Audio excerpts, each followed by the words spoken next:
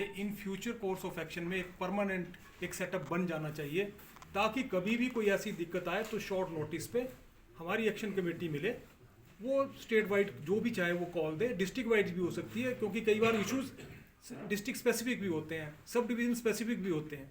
तो अगर वहाँ नहीं सुलझे तो हम उसको स्टेट लेवल पे ले जाएं, ताकि कम से कम एक मैसेज लाउड एंड क्लियर चल जाए कि हमारी स्टेट बार एसोसिएशंस के जो भी अधिवक्ता वहाँ कार्यरत हैं वो सब एकजुट हैं, और उनका जो भाव है और जो उद्देश्य है वो एक है, वो है एडवोकेट का वेलफेयर।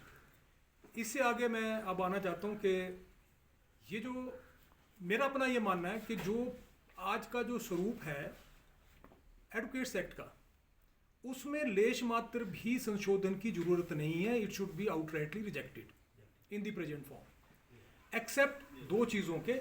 एक कि वेलफेयर मेजर्स क्या होने चाहिए पूरे हिंदुस्तान के एडवोकेट्स के लिए, with the financial empowerment of the advocates, और सेकेंडली जो हमारा एडवोकेट्स प्रोटेक्शन एक्ट है, इसके अलावा हमें कोई भी अमेंडमेंट मंजूर नहीं है, किसी भी फॉर्म में मंजूर नहीं है। अलबत्ता हमारे को बीसीआई की पावर्स कम करने की जरूरत है।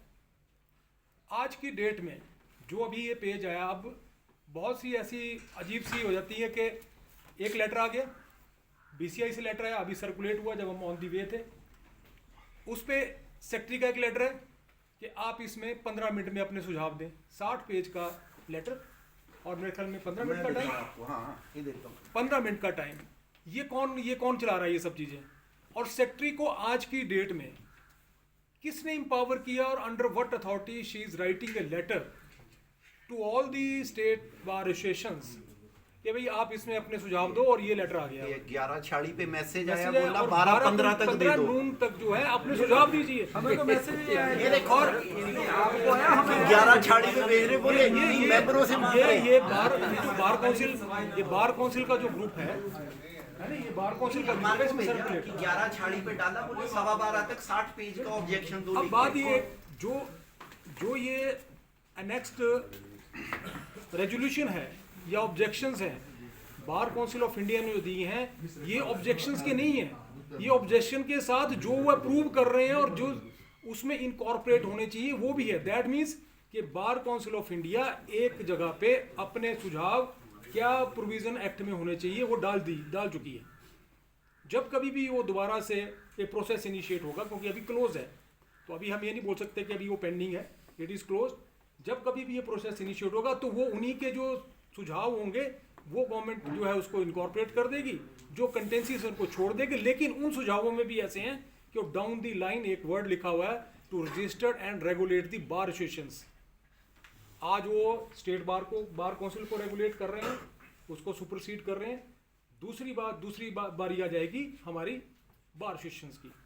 तो ये हमारे फेडरल स्ट्रक्चर के बिल्कुल खिलाफ है।